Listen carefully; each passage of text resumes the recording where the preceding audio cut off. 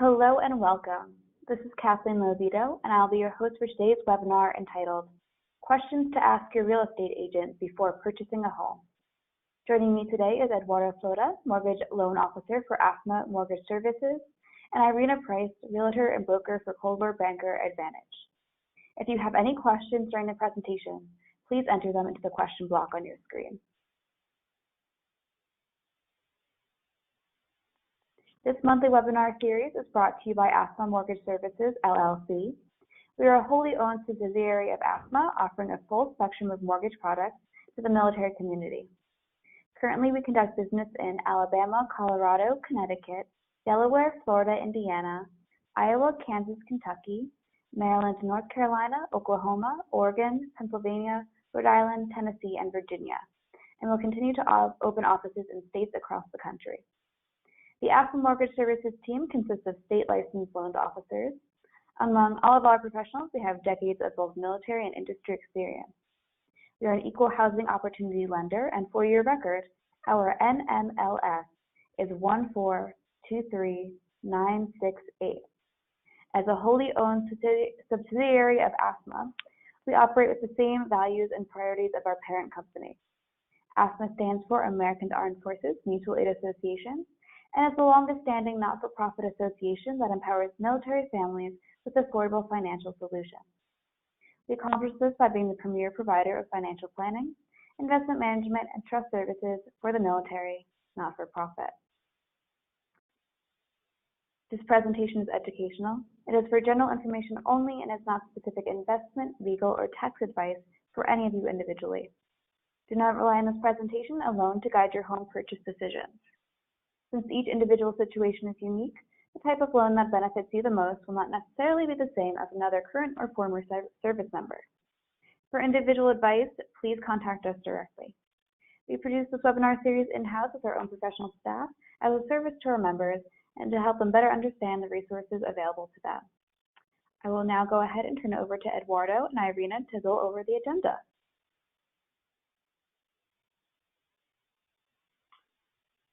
Okay, Irena, thank you for coming. How are you today? I'm doing wonderful. How are you? So, Irena, what do you think is the most important role as a real estate agent? Because, we have some buyers who say, well, why do I need a real estate agent? I mean, what's the benefit? Right. So to say it in few words, I'll say that the role of a real estate agent is to simplify the complex process of looking for a house and purchasing a house. I'll think that purchasing real estate probably would be the most complicated, stressful process or transaction in anybody's life. So a realtor would come in and assist with looking for a house that meets the criteria or meets the buyer's needs and wants, and also collaborating with inspections, appraisals, bringing the house from contract to closing. Yeah, definitely. And one of the important things in this talk is what is the difference between a customer that is civilian and what's the difference between a customer or buyer that is in the military. Because as we both know, I mean, we've been in many transactions before. I think in the military, they expect us to do everything as per contract, that we're going to close in a specific day, a specific time, so the families can schedule moving all the furniture and all that stuff. And I've seen and I heard some situations in which the family comes with a truck full of furniture and they're outside of the house, but guess what? We couldn't close on time. Yeah. Right. So with military buyers, the most important thing to remember, the military is going through different timeline and schedule when it comes to purchasing a home. They do not have the time that a civilian would have.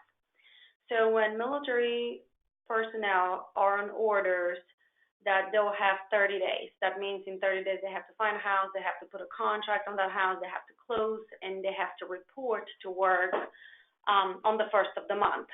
So it's very important that everything is done in a timely manner, as well as going over the contract and explaining to the buyer that certain dates are target dates. and those dates are subject to change depending how repairs go, appraisal goes, and all the details that are part of the transaction. There is certainly a higher level of stress involved with relocating of military families because we have to take into consideration not only the active duty military but also their spouses, the children that are relocating from different schools and they're coming to an area they don't know, they don't have any friends. So there is a lot more stress involved. Yeah, and I'm sure that the wives sometimes have a big role in the process because even the husband is deployed or is too busy, and the wife is the one checking the school district and what would be the right neighborhood and stuff like that. And of course, the most important part is how do we know we're dealing with the right or correct real estate agent? Um, Let me put it simple. If you are the wife buying a house in another state, if you need to get a real estate agent, what would be the questions that you ask your real estate? So, first of all, I would recommend interviewing 2, 3 realtors just to get an idea, just to learn more about the realtor, their personalities, how long they've been in the business. Are they full-time agents? Are they part-time agents? Are they working on weekends? Also, another thing to consider will be realtor's education. If that realtor has been in the business for 10 years, do they have any education that they have obtained within those 10 years? And I'm referring to any designations that the agent may have. How many houses that agent have sold in the last 12 months? Are they working primarily with buyers? Are they working primarily with sellers? As far as schools, generally speaking, realtors cannot advise on schools. We can only recommend websites and resources where the buyer can go take a look and decide for themselves if that school is a good fit for their children. But generally speaking, interviewing an agent will be the first step in determining if that realtor would be a good fit for the family. Yeah, I usually suggest my customers to call 3 agents, ask 3 same questions to each one, and depending on the answer, well, you can have an idea of, okay, this person has more knowledge, or this person wants to ask me more questions, this person wants to know more. Right. Is there a specific certification for real estate agents to have more knowledge in the military? Or there is one certification that I'm aware of. It is called Certified Military Residential Specialist. And what all these certifications mean is that the realtor has taken time out of their day and they have taken those classes that would educate the realtor what military families are going through when they're PCSing. The challenges, the stress, the problems that they're dealing with. Oftentimes, we may have buyers that are not able to come and look in person for a home, and that's where the realtor has gone through that training to help the buyer, even though they're on the other side of the country or the other side of the world, while they were looking for a house. So definitely having that military designation would help, I think. Just because the agent would have different expectations, would be able to assist the buyer in a better way. yeah, yeah, and often I have buyers um, calling me first before calling an agent, and I have some customers calling me saying that they already make an offer with their agent. So in my relationship, sometimes it's open. Either I recommend a real estate agent that I know is working well, or sometimes I just get to know a new real estate agent. Unfortunately, with the pressure that I have to try to please everybody, in the seller, the buyer, and the agent as well, because once the contract is signed and it's been approved, there's a closing date.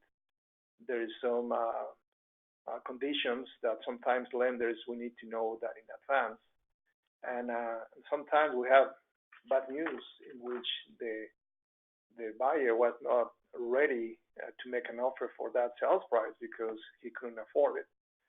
So I think that the relationship between a real estate agent and the lender is important, don't you think? Yes, absolutely. It is very important. And the buyer should be calling the realtor first, I think. Should have this buyer's agency established. And of course, the buyer is in communication with the lender. Once the lender determines what is the price point that the buyer is comfortable with and where we need to look, that's when the lender and the realtor come together and join forces, if you will, and help the buyer find the perfect home that meets their criteria, fits the budget, and it's not stretching them over mortgage payment.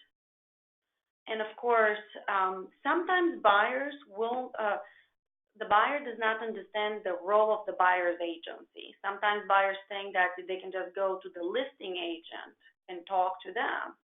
So you have to keep in mind that the listing agent represents the seller, not the buyer.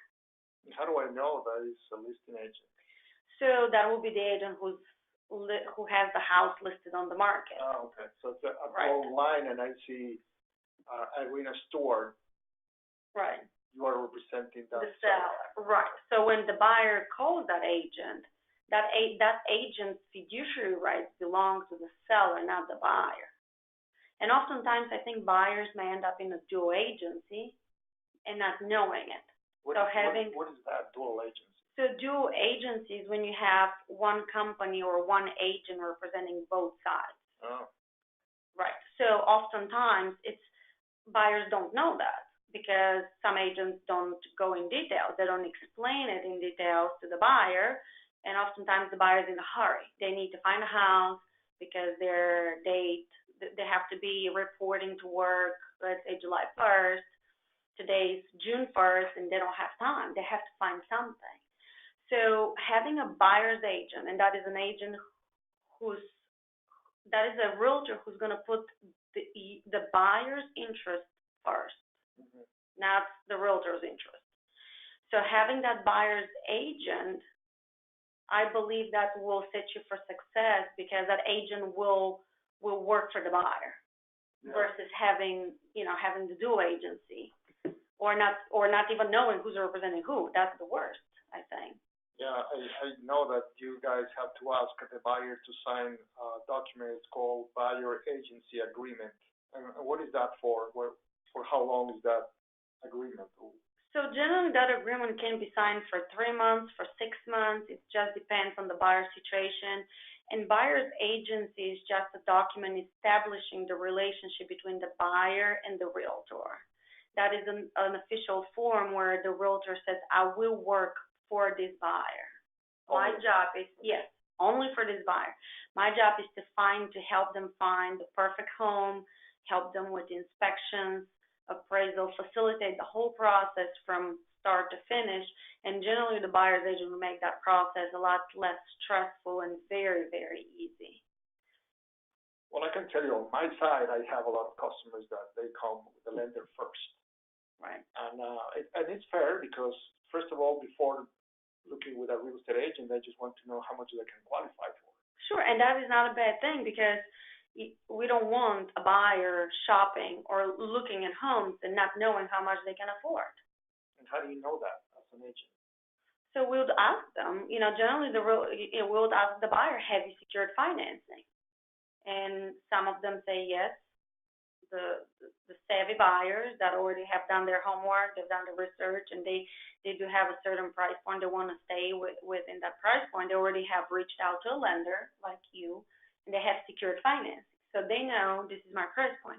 But then you have buyers who have not secured financing, and they just look around and they fall in love with a house they cannot afford. And that is where the problems come because generally you have to secure the financing first and then look for a house. And how important is to do the financing with the right company? Because right now there's a lot of companies out there, and right. You go online and you find a lot of companies saying yes, we can pre-qualify you, and they just send you an email saying you're being pre-approved for $100,000. Right. What do you think about those kind of? Well, there are a lot of companies online, and I always recommend go with a local company. Go with a company that has a name and a reputation, a company that will be there for you. Go with a company that you can walk in their office, talk to a loan officer, sit down and say, "Hey, Eduardo, I have some questions." And there's nothing wrong with that. The more questions you have, the better. But I'm not a big fan of out of state mortgage companies because you don't have one on one with a loan officer. And if you're a first time buyer or seasoned buyer, you always have questions. So meeting with your loan officer is very, very important, and having that person, that loan officer, to answer any questions the buyer may have. Well, for example, I'm helping a lot of families in different states. Right. I'm not Yeah. there physically. Right. So what we have to do is just to let them know what company we are and what do we do, so they will have the confidence. And sometimes, for example, in AAFMAA Mortgage Services, um, our real estate agents already know the company.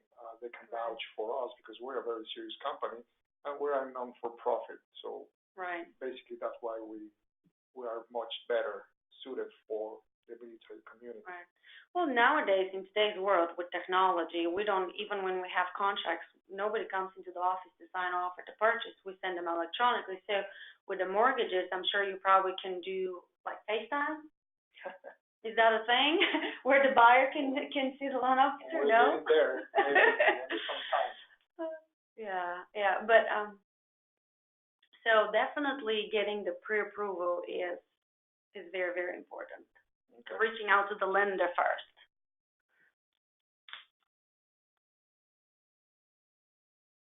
All right, thank you so much, guys. We had a few questions come in during your presentation, so how about let's address those now. First question we have is, when is the ideal time to purchase a home? That's good for you, Irena. Ideal time. Well, the answer to that question is it all depends when the buyer needs to be in the house.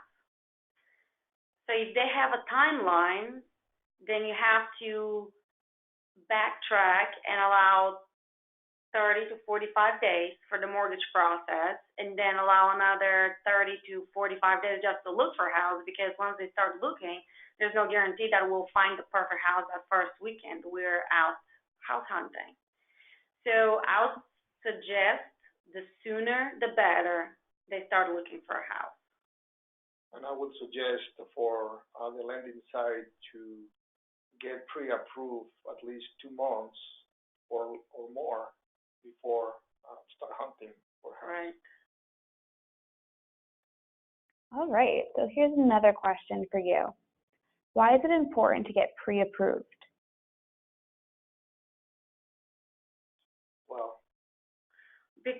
Well, I think why it's important, because nobody wants to go out there and look for a house. So let's say if the buyer, if their budget is $1,000 a month, hypothetically talking, and they start looking at houses and they find this perfect house and they want to make an offer. Well, at that point, they reach out to the lender, and the lender says, well, unfortunately, we cannot approve you for $1,000. We can approve it only for $800. So what happens, the buyer has wasted their time and money possibly if they have to fly from one location to another for house hunting. So getting pre-approved saves time and money for the buyer. Yeah, and as a lender, giving a good pre-approval or loan approval, that's two different things. Being pre-approved is mean you have contacted the lender, you have disclosed information, based on information verbally. They run some figures and they can decide how much you can qualify for. But that's just not official final loan approval. It's a process.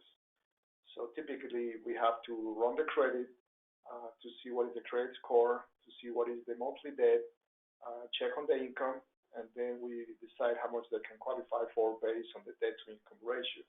So that pre-approval letter or that document from the lender is going to give some peace of mind, not only to the buyer to see what's the price range. But for the real estate agent saying, okay, well, this is the number that we have to work with. Yes, absolutely. All right. So following up on that, do you need to get pre-approval for a refinance?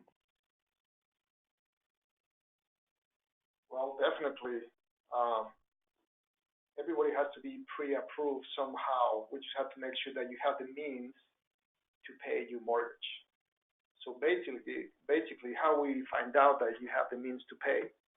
Well, to know that, we have to ask you some questions, and we have to submit this information to an underwriter. It could be an automatic underwriter that we can do it with our computers, or we can submit a full application to a physical underwriter who's going to review the documents. Basically, any lender needs to know if you have the means to make your mortgage payment. So yes, you need to be qualified for a mortgage payment. All right, here's another question. Can a realtor help you know how much you should offer for the purchase of a home? And does this number need to be the same as what I was pre-approved for? So yes, the realtor can help, and that's one of the main roles the realtor plays. And as far as the offer does not have to be the same as what the pre-approval letter shows.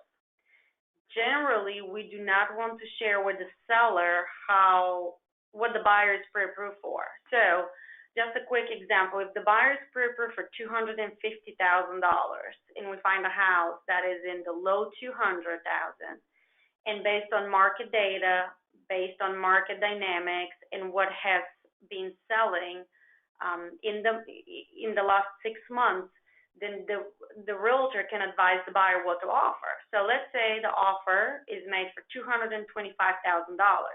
That's when the realtor reaches out to the lender and requests an updated pre-approval letter to reflect the offer. We do not want to send pre-approval letter for $250,000 when the offer is made at $225,000. And also, I think it's very important, Irena, that if the buyer don't have enough money to pay the closing costs, the real estate agent has to negotiate accordingly with the seller, saying, listen, seller, can you help us with the closing costs? Right.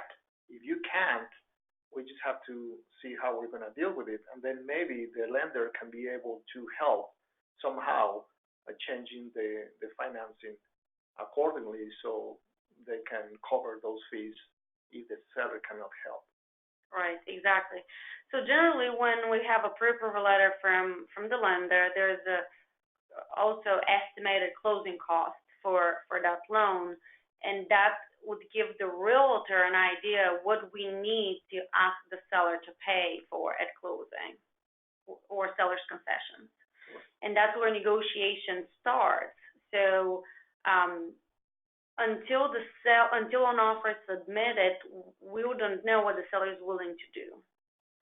So that's where the work between the realtor and the lender is very important, because there needs to be a communication between both parties and the buyer being the third party in order to make a good offer to make sure that this buyer can secure the house. And of course, depending on the market, sometimes you may end up in a multiple offer situation. That's a whole different ballgame. That's when that pre-approval letter is even more important, because if you have 3 buyers and 3 offers, and 2 out of the 3 buyers have pre-approval letters, the third buyer does not, well, guess what? That offer does not stand on the table as a good offer because they don't have the pre-approval. Yeah. How will the seller know they can afford? That's a good point. So depending on the market, pre-approval letter is extremely important if you're in a multiple offer situation. So definitely is a must-have. All right, interesting. There's time for one more question. And the question is, should I pick out my realtor or my lender first? Well, it all depends. Well, I would say the lender first. The lender first, yes. I would say the lender first. Pick the lender And then, I mean, oftentimes the buyer can ask for a recommendation. The loan officer would have some recommendation about a realtor. Also, word of mouth. If friends, I mean, if the buyer has any friends that have recently bought a house, ask them, have you had a good experience with your realtor? Have they done a good job? Have they exceeded your expectations? You'll be surprised that there will be some people that are very excited and happy with their realtors, and then somebody has had bad experience. So, but yeah, to answer the question, you have to pick the lender first. And Eduardo would agree with me. Well, just give me more time to tell the customer the whole process. But sometimes the customer already have a real estate agent, and real estate agents that have a lot of knowledge have been working with some other lenders before, and they think that those lenders will be the right fit. But it's always good to have no more, 22 or 3 lenders to compare rates and fees. Right. And it's one of the biggest questions right now is all the buyers or customers are asking, do you have to run my credit to get a pre-approval letter? Unfortunately, if you want a real loan approval, pre-approval, yes, we have to. Right. So I would say that when you are shopping for a lender, talking with your real estate agent and talking with the other lenders, you make a decision when you're going to start the application, because the sooner the better. And if you apply for with 2 lenders, well, apply in the same day, because when they run your credit, it will be considered as one pull in one day instead of shopping for a lender every week. They put in your credit report every week, and your credit score might drop down a little bit.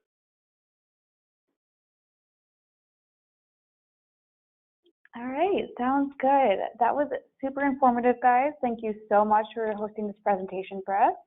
To everyone listening, if you have any questions that did not get answered, please feel free to reach out to us later. You can contact Irena and Eduardo directly through the information on the screen here. You can contact Mortgage Services at mortgage@afma.com. So we're going to go ahead and break here for now, but you can reach us whenever you need to. Please don't hesitate to ask for help. We do this every day for a military community, and it is our pleasure. This weekend, you'll receive a follow-up email with instructions on how to access the recording of this presentation, and you can always register for future webinars and review past webinars at afma.com/webinars. If you found this information useful, we encourage you to please share it with your friends and family. Our membership grows stronger every year because you introduce those in your military community to AAFMAA. Thank you again to everyone listening for joining us today. We look forward to our next opportunity to assist you.